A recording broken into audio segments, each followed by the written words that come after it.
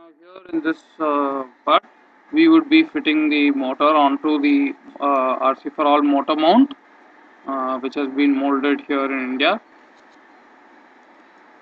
So we take the screw, fit it on a magnetic screwdriver, inserted it from the other side.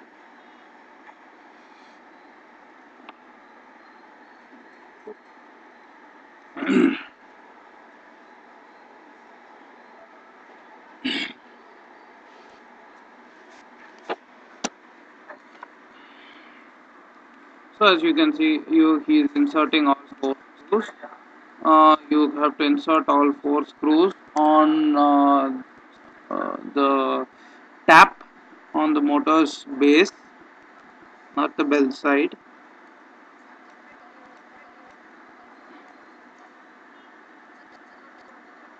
This has to be done for all four motors.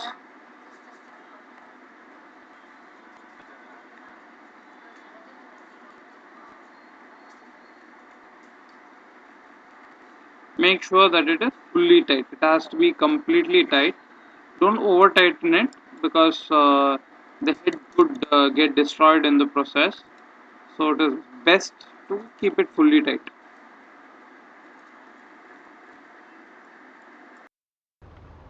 So all the screws now have been tightened on the motor, all four screws.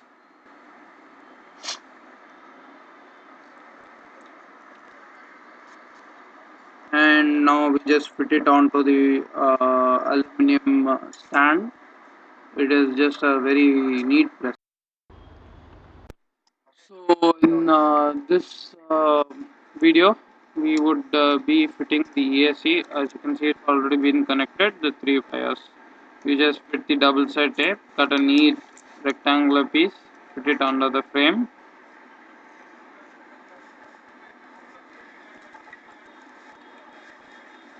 Beautifully attach the tap.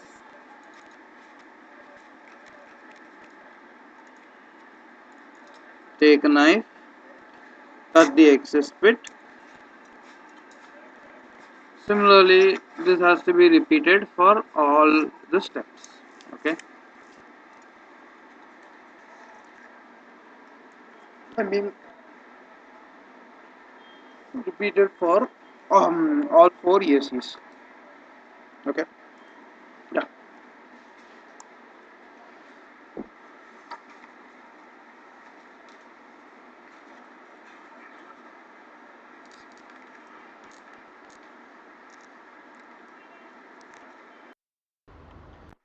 Now we are going to solder the ESCs in parallel style. So you keep the positives of the ESC to common. So it's best to always solder two ESCs together. The see, the whole concept is that you have to solder all the positive wires to one terminal and all negative wires to one terminal in parallel. So you can solder it two at a time, as it's pretty easy to solder that, and we just perfect it a little. Use a soldering iron if you have a temperature setting on the soldering iron. Keep it somewhere around 375 to 400. So there you apply flux.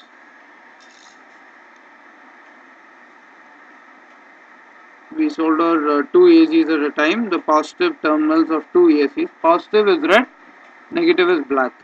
As you can see in the video, they are correcting it in parallel style.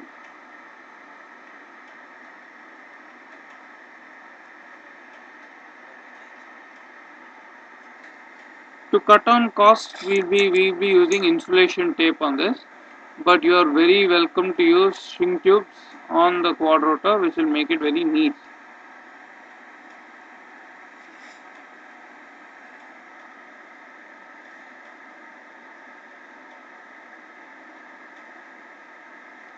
Soldering will be faster if two people are doing the soldering.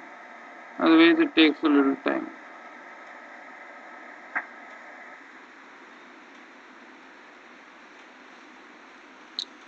So you can test it by pulling the wires apart, trying to see if they come apart. Okay. Now there they've already made a connector, you get a DIN connector like that, with the combo. So you can see the DIN connector.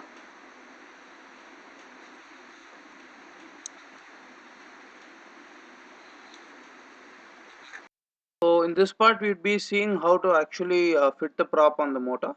So as you can see, you first fit the prop, then the washer, and the one that they're tightening now is the nut on top. Now, dependent upon the board that you're using, that is the controller board, you will have to assign which prop you're going to fit on the corners. Now, if it's a MyCopter 2.0, that is our own board, then you can refer to the instruction manual as well as the tutorial videos to figure that out.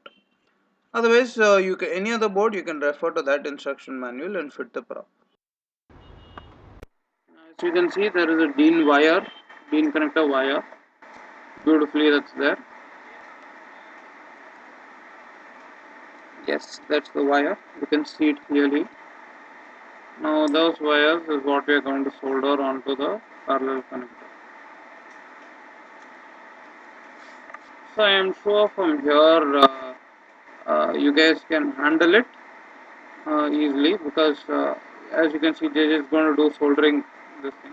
Keep it down nicely, even it solder it. Thank you. You can check out if you have bought and purchased the MyCopter 2.0. There are a number of tutorial videos regarding the MyCopter 2.0 board, which are on our resource center. You can maybe scroll up and down. You'll see a number of, starting from wiring, so wiring to board fitment, then tuning, first time startup, and first time flying. How you have to do different procedures, all that is there. Okay, you can see those videos. Thank you.